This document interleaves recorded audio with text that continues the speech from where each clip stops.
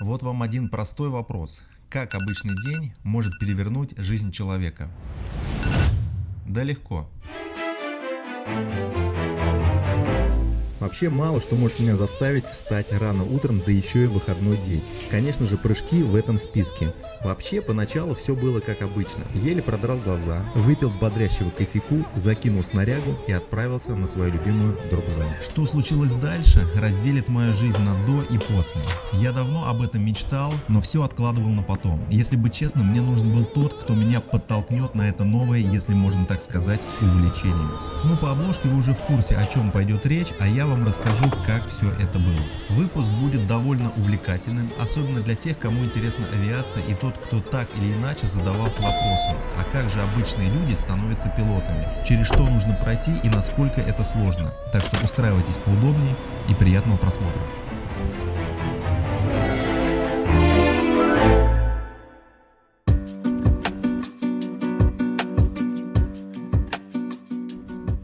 Думаю, надо внести немного ясности в происходящее. Перед выездом на дроп-зону мне позвонил мой старый приятель, тоже любит небо, но в отличие от меня не выпрыгивает из самолетов. Короче, сейчас я вас с ним познакомлю.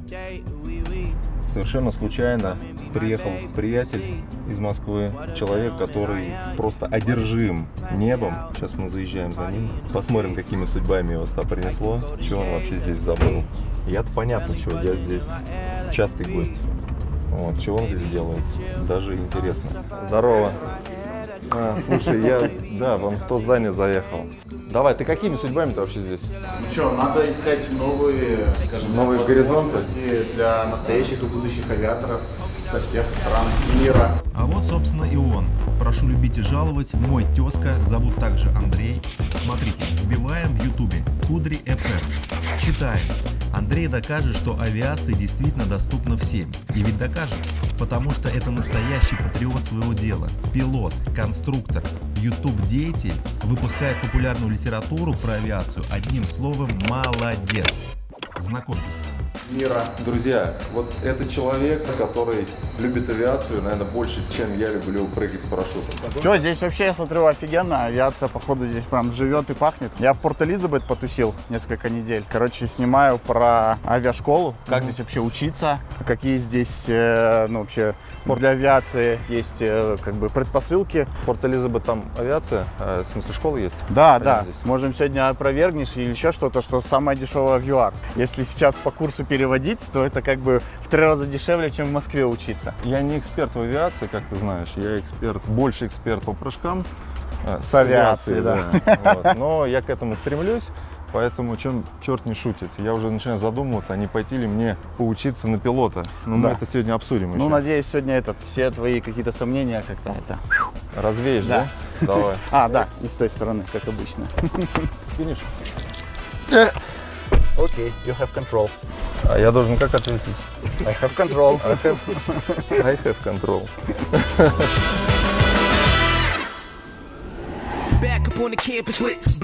В общем, Андрюха попросил меня отвезти его в авиашколу, чтобы узнать там про цены, про обстановку внутри. Естественно, я повез его на соседнюю с моей любимой дроп-зоной школу. А ты что там, брал прям самолет, летал? Да. Так получилось, что мой хороший знакомый там живет. Вот. И что-то я смотрю, как бы по общению, что слишком все хорошо. И ценник, и количество полетов, и разнообразие самолетов. Вчера досъемывал там кое-какие моменты, и бах, Vision Jet пролетел. То есть я его видел только на картинках. Cirrus Vision Jet — это самый сейчас это вот это с вот. V-хвостом. Всё, я понял. Фигня. Ты, да, прилетел? Да. Порт-Элизабет. То есть с американскими номерами, все. То есть я его в наших краях России носился, на аэродромах не видел. Здесь, как я поснимал? понял, глушь таракани Порт-Элизабет, добрый вечер. Все это меня заинтересовало, и я такой, надо ехать смотреть, что к чему. И плюс то, что там это International аэродром, и там прям авиашкола. Прикинь, чтобы у нас во Внуково базировалась авиашкола на маленьких Цеснах. Что-то нереально. Ну, слушай, вот аэродром, на который вот мы сейчас поедем, это как раз-таки рядом там дроп-зона. Мы там обычно прыгаем. То есть там есть и школа, как раз-таки посмотришь, я тебя свожу туда. Вот, там есть и борты, посмотрим, прицелимся, посмотришь, что там за цены и вообще там какой подход. Но вот то, что я слышал про ЮАР, здесь готовят очень неплохих пилотов, и здесь такая очень замороченная школа. То есть она олдскульная. Здесь прям вот очень много теории тебя впихивают. И у меня есть знакомые, которые даже южноафриканцы, которые ездили в Америку получать пилотство. Они поехали туда, и я когда спрашивал, а почему? Здесь же школ полно. А, там проще, типа? Они говорят, а там проще. То есть, допустим, в Америке у тебя один тест на все про все, тебе дают экзамен один, где все вопросы, которые теоретически нужны, там включены. А в Европе у тебя 7 или 8 отдельных экзаменов. То есть ты понял, да? Ты 8 раз ходишь и каждый предмет по отдельности их сдаешь. То есть там более заморочено. Ну, узнаем, как здесь. Наверное, здесь более европейская тема.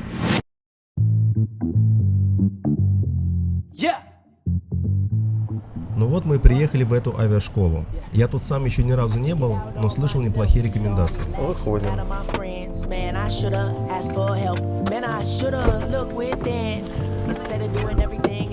Ну что, посмотрим, что там у нас. Это школа, в которой, возможно, мне предстоит учиться. Сейчас, короче, как ревизора буду проходить пыль самолетов, смотреть, насколько они грамотно их обслуживают и так далее. И скажу тебе, окей или не окей. Значит, для меня это выглядит, ну, как, в общем-то, для большинства из вас, это что-то такое Либо за игрушка гранью, для за богатых, гранью. либо... Ну, это все-таки, знаешь, игрушка для богатых, у меня ассоциация, это когда у тебя есть бизнес-джет, да, когда ты заходишь и тебя куда-то везут. Когда ты пилот, ну, какая-то сложная вещь, которая непонятно, а потянули я это. Нифига вообще. не сложно. Мне кажется, иногда ездить за рулем сложнее, чем летать. Ну, давай посмотрим. Все, let's go. Рассказывай. Бля, что рассказывать-то? Я здесь первый раз. Так. Смотри, вертолеты наша тема, нет? Пока не наши. Как Пока не говорится, вертолетчик — это разбогатевший самолетчик. То есть окей. начинает лучше самолет. Хорошо. Ну вот, да, о, класс. Класс, смотри. То есть это прям учебный класс, а не здесь, да? Ну, я думаю, что здесь какое-то мероприятие, скорее всего. Ну вот тебе, пожалуйста. Ага.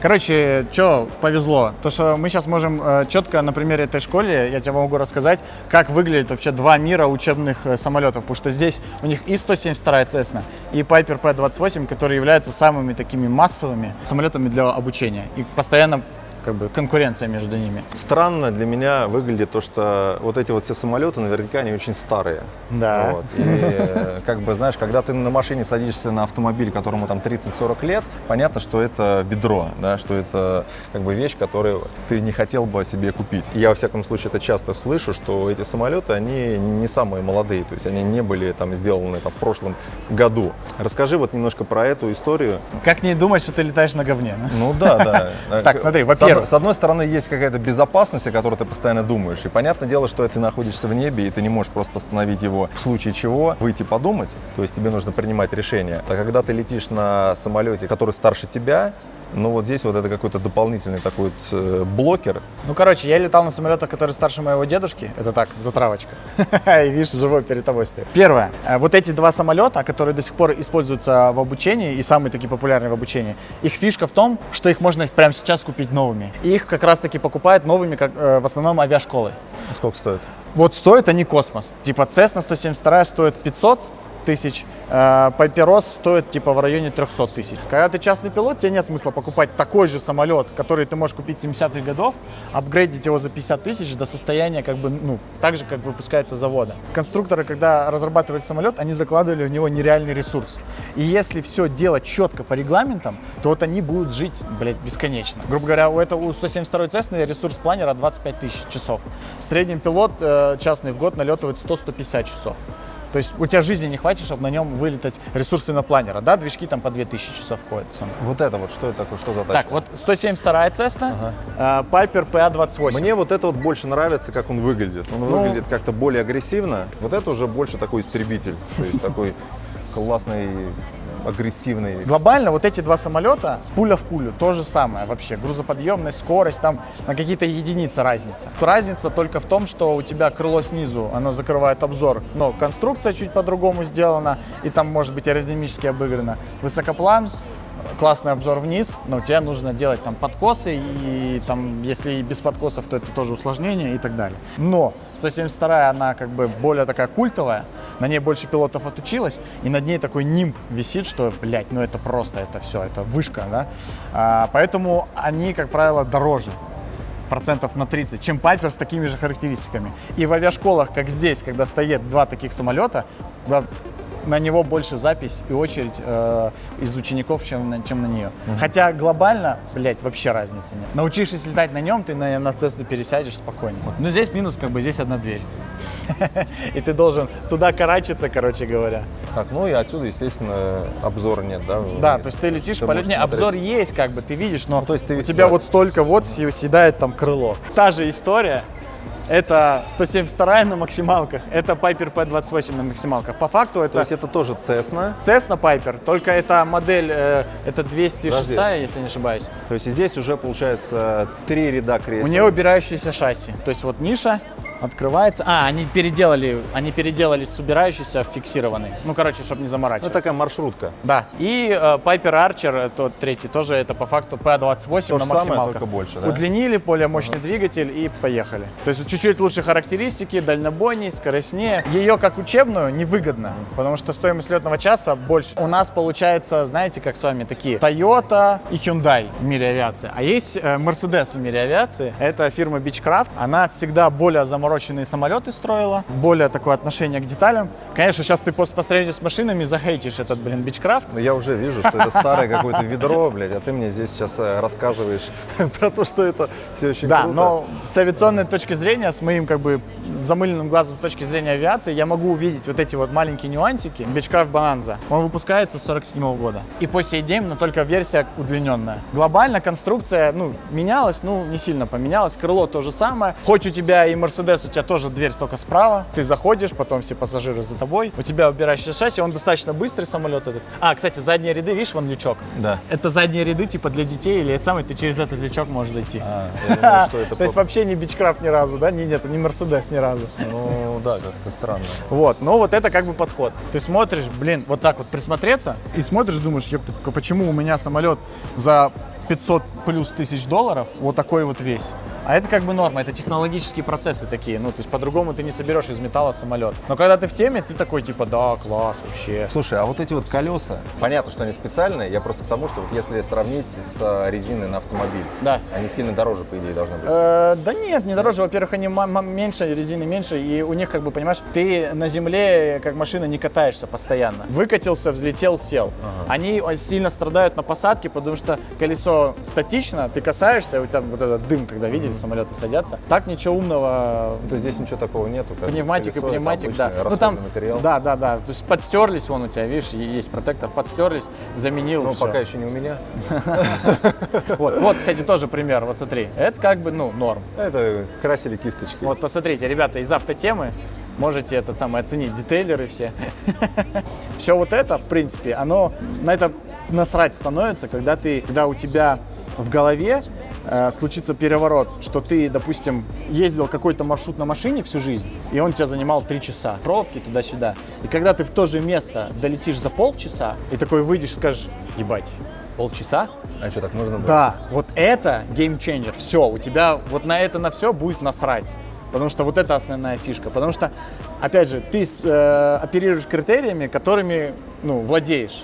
А вот этим критерием ты пока не владеешь. И в этом сложность. Заставить тебя, полететь на этом говне и показать тебе реальную фишку, я должен 2 часа сейчас перед тобой распинаться, потратить кучу времени, и только тогда я тебя обращу в авиатора. Это сделать тебе будет очень сложно, потому что у меня есть свои контраргументы на этот счет. Если я хочу куда-то полететь, куда я ездил далеко, там не будет аэропорта. Да туда, нет, куда я здесь ездил. много маленьких аэродромов. Здесь, да, Подожди, здесь. опять же, ты с точки зрения человека, который летает на рейсовых. Вот этой шушлайке нужно 300 метров полосы, даже грунтовой. Все, это совсем другой порядок вещей. Это, трактором накатал, и у тебя уже полоса. Ты рядом с домом себе можешь, если у тебя есть участок, полосу накатать и летать. То есть в этом-то прикол, что ты гораздо больше мест, куда можешь сесть. Вопрос. Сколько будет стоить полное обучение, если кто-то приходит к вам учиться с нуля? Средняя цена в соответствии с законодательством Южной Африки и в соответствии с требованиями законодательства Южной Африки на лицензию частного пилота начинается примерно от 145 тысяч рандов, если вы обучаетесь на Cessna 172. Если на Piper, то цена около 145 тысяч рандов. 140 тысяч и 145 тысяч. 140-145 тысяч рандов, это полностью будет обучение. Под ключ. Что меня немножко удивило, то что цену задает закон. То есть цену диктует не рынок. Если я, например, хочу организовать свою собственную школу, что я не смогу брать оплату выше? Исходя из минимальных требований, а это минимальные требования, ты можешь установить больше, но не меньше. Это требование к минимальной стоимости. Можно выше, но ниже запрещено. Окей, теперь понятно. Исходя из базовых 45 часов налета в соответствии с законом. Ну, мы вот здесь вот покажем, сколько Это стоит. охренеть, ребята. Короче, что я понял из всего вот этого, что эта история, она непростая. То есть тебе нужно ходить в школу, тебе нужно учить очень сложные предметы. Я вот школу закончил уже давно, но я до сих пор радуюсь, что я ее закончил. И мне теперь предлагает вот этот вот товарищ пойти снова изучать все вот эти вот сложные предметы. Помимо этого, допустим, я это все дело изучил, да, на неродном для себя языке, на английском, здесь на русском ничего не преподают. После этого у меня следующая ступень, да, там, вот я должен летать на самолете, во-первых, который старый, вот, дальше, значит, у меня все равно вот это ощущение того, что ты не можешь остановиться и подумать, да, то есть у тебя все равно какой-то стресс возникает. Короче, все фигня, потому что все сталкиваются с вот этим, как бы, внешним, то, что, блядь, сложно, надо это. Но все это разбивается, когда ты первый раз попробуешь. Что я предлагаю? Сейчас мы здесь навряд ли попробуем, нам здесь навряд ли кто-то даст самолет. есть другая тема. В каждой авиашколе более-менее нормально, я уверен, здесь тоже есть авиатренажер специальный, где там все симулируется, ты реально сидишь, управляешь самолетом, и мы тупо проведем эксперимент. Ты сядешь за штурвал, я вообще не прикоснусь ни к какому рычагу и просто тебе буду говорить, что делать. И ты взлетишь, сделаешь круг и сядешь. И вот если у тебя все получится, ты до конца осознаешь, что вот это вот все, это как бы такая обертка, которая наоборот только, блядь, тебя дезориентирует. На самом деле все гораздо проще. Так что давай попробуем и уже после этого сделаешь выводы. Ну, попробуем. On. Calculate a couple bands, put my G's on. Jump into the leg, lean back, get my breeze on. It's a В той школе нас с симулятором обломали, но мы смогли намутить другой и отправились туда. Сейчас это будет тренажер, как я понимаю, максимально приближенный Да, к да, реальному сертифицированный тренажер именно Цируса. самолету. То есть это будет, наверное, я так понимаю, один в один, как и Cirrus. Да, кабина, да, все управление такое же, кнопочки там же будут находиться. И этот самый. И главное, чтобы ты понял, что ты реально можешь полететь, а все, что нам рассказывают в авиашколе, это все пыль в глаза, которая в голове только усложняет процесс. И кажется, что это, сука, невозможно. Вот А ты это мне норм. же подскажешь, да, как там? Ну, я буду тебя орать на ухо максимально просто и понятно, чтобы интуитивно ты понял, как чего управлять. Ох, красоточки, я уже их Вот они, вижу. Вот, друзья, смотрите, как вот реагирует человек, который любит авиацию, и пилот, и как реагирую я, который вот, ну, как бы для меня самолет, ну, кукурузник вот, очередной. Как оказалось, мы приехали в другую школу с классными самолетами и отличным симулятором. Короче, нам, как обычно, повезло. Ты первый раз видишь, что же турвал, я буду говорить, вот эту штучку, вот эту херню, тяни на себя, туда, лево, право, то есть максимально простыми терминами, чтобы ты понял, что в принципе все фигня. Смотрите, какое количество там приборов, всяких штучек, я не знаю, переключателей. Я понятия не имею, как я сейчас это все буду делать. На самом деле, это симулятор. Хоть он и приближен максимально к реальности, но разбиться мы здесь не сможем. Хотя это второй этаж. Не все потеряно, может быть. Все, погнали. When both parties are really excited, when, God, when there's like these little moments of magic. Ну что, давай рассказывай. Смотри, вот есть педали. Да, короче, чтобы по минимуму, да, мы этот самый сильно не заморачивались. Педали мы рулим на земле, Так. в воздухе тоже рулим, но и уже в воздухе объясню, сейчас будет проще. То есть правая педаль самолет направо, вот так в плоскости, левая педаль налево. Сверху на педаль, как есть тормоза, если носочками так нажимаешь, носочками, то это тормозишь. Можно отдельно левым колесом, отдельно правым. Но нахуй это тебе не надо, пока вот поставишь ноги на педали и будешь лево, вправо, пятками как бы давить, как бы пятками в педали. Дальше у нас есть штурвал. Все просто. На себя вверх, все понятно. Я от видел себя такое вниз, много раз, да. крен влево, крен вправо. У нас есть рычаг управления двигателя, как в катере, больше газа, больше оборотов, больше летим, лучше.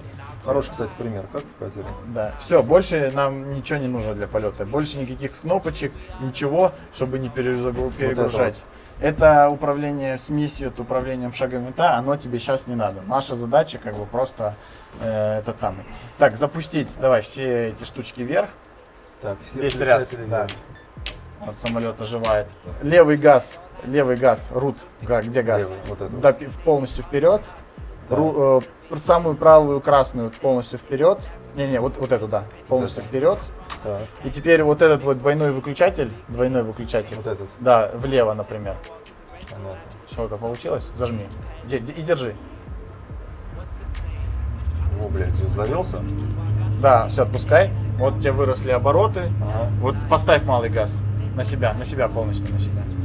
На себя Не полностью. заглохнет? Не, он просто сбросит обороты, как бы холостого хода будут у тебя обороты. Все. Короче, Просто. теперь руки на штурвал, смотрим только вперед. Сейчас что ты сделаешь? Правую руку на газ. Потихонечку будешь давать. Подожди, я тебе скажу когда. По моей команде начнешь потихоньку брать штурвал на себя.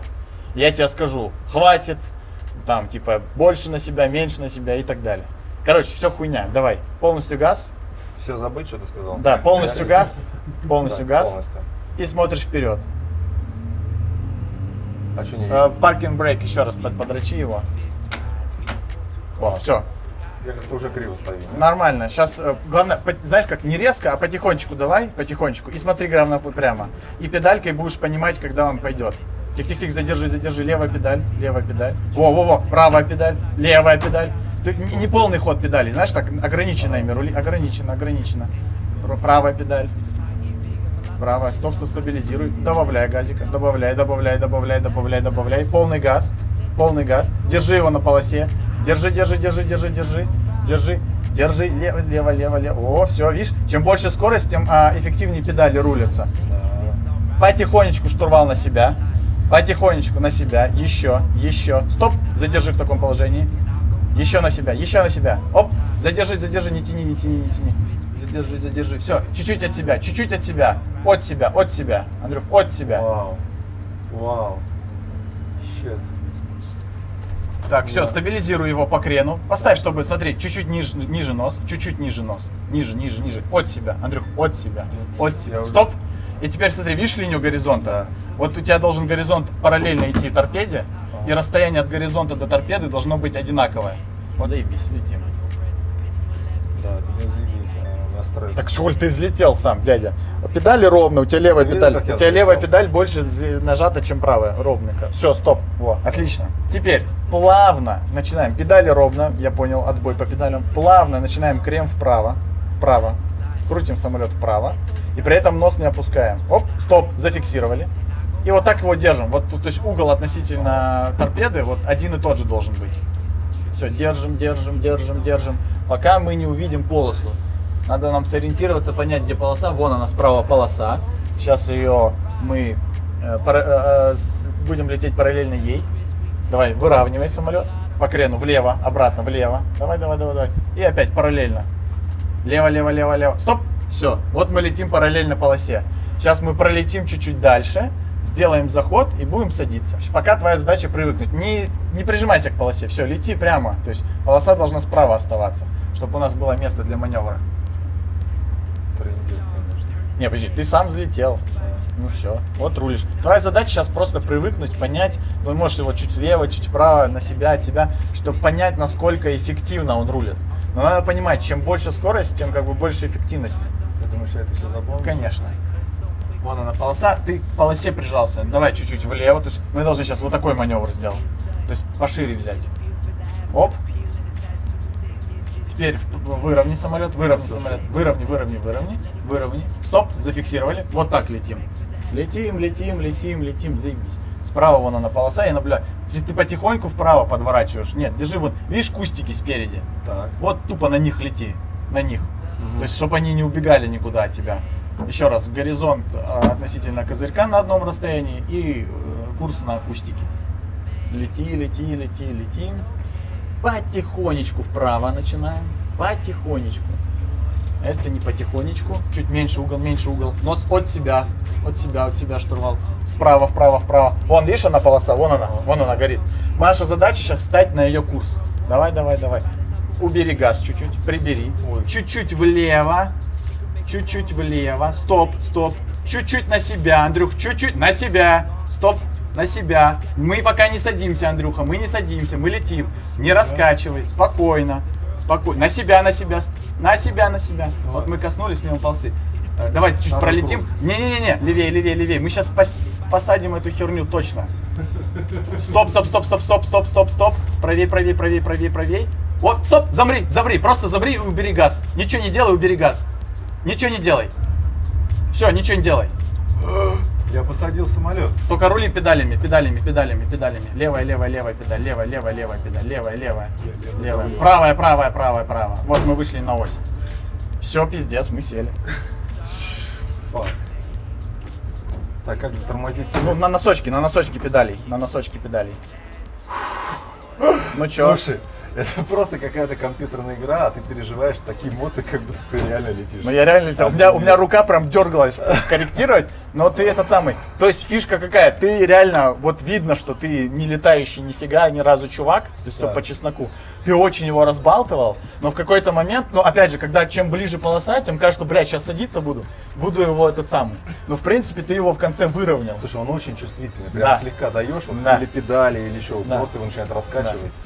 Ну чё, ребят, мы на земле, и виртуальной, и реальной, и вот этот товарищ, не зная ничего про авиацию, такого, чего бы надо бы знать пилоту, хорошо бы, посадил самолет. Слушай, ну реально было прям стрёмно, я скажу. То есть ощущения все, как будто ты летишь, вот, и у меня аж руки мокрые, потому что, ну это не передать, это надо вот просто попробовать. Если мы были бы сейчас в реальном самолете, и я бы не мог им управлять, а только говорить и кричать, ты бы его посадил. Я бы кричал гораздо сильнее, потому что от этого зависела моя жизнь.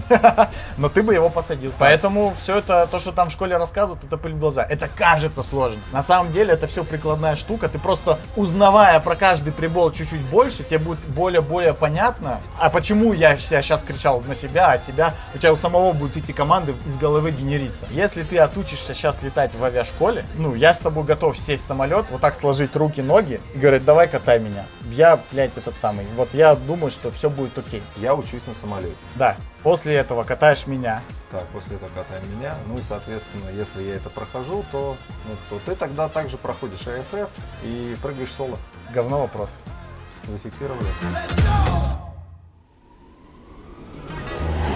Ну что, друзья, вот получилась такая история. Мы сегодня здесь встретились совершенно неожиданно. Проехались по школам, посмотрели, как здесь учат, сколько это стоит. Даже немножко полетали на симуляторе. И я чувствую, что в ближайшие несколько месяцев я стану пилотом. Я постараюсь вам показать это максимально подробно. Ну и, соответственно, если у меня этот челлендж удается, то Андрюха становится... Обладателем другого челленджа. Да, он будет Прыгать прыгать с парашютом. Он получит лайсенс настоящего скайдайвера. А вы, друзья, подписывайтесь на канал, ставьте лайки, пишите обязательно комментарии. Все читаем. Pогнали! There you go, just holding us on straight and level as we are, flying directly towards. If you want to roll the aircraft, you can move the controls. If you want to pitch nose up and down, you're welcome to pull back and push forward. 6,000, Father. Let's get a general feel for how everything works and how it all fits. Kilo, mate.